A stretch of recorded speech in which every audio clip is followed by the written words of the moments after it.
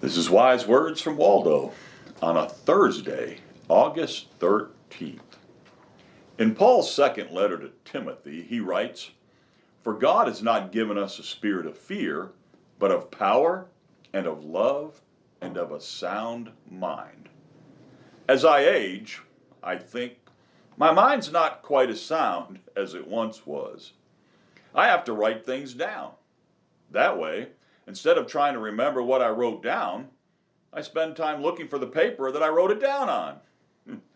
I used to be able to drive around in a subdivision looking for a garage sale and then drive the streets right back out. Now, I wonder which way I have to turn to get out.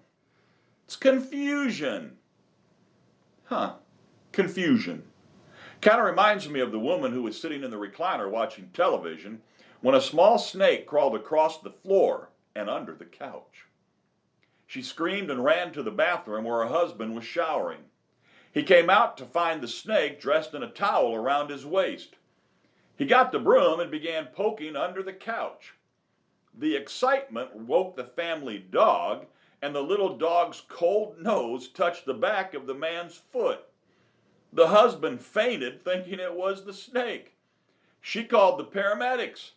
As they wheeled him out of the living room on the stretcher, the snake crawled over one of the paramedics' feet.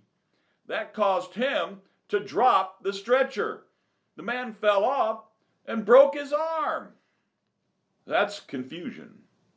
Fear. Yeah, the story's humorous in a way. But the point I want to make today is that confusion can lead to fear, which can lead to problems.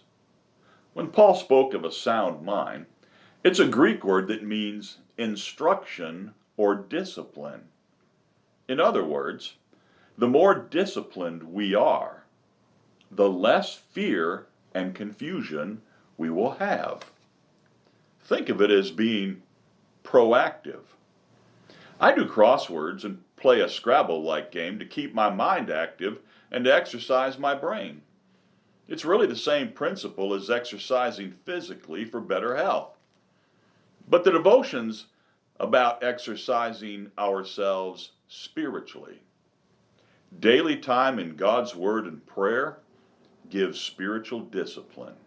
So that when the old snake, the devil, comes, there won't be fear and confusion. Now stop and think about that.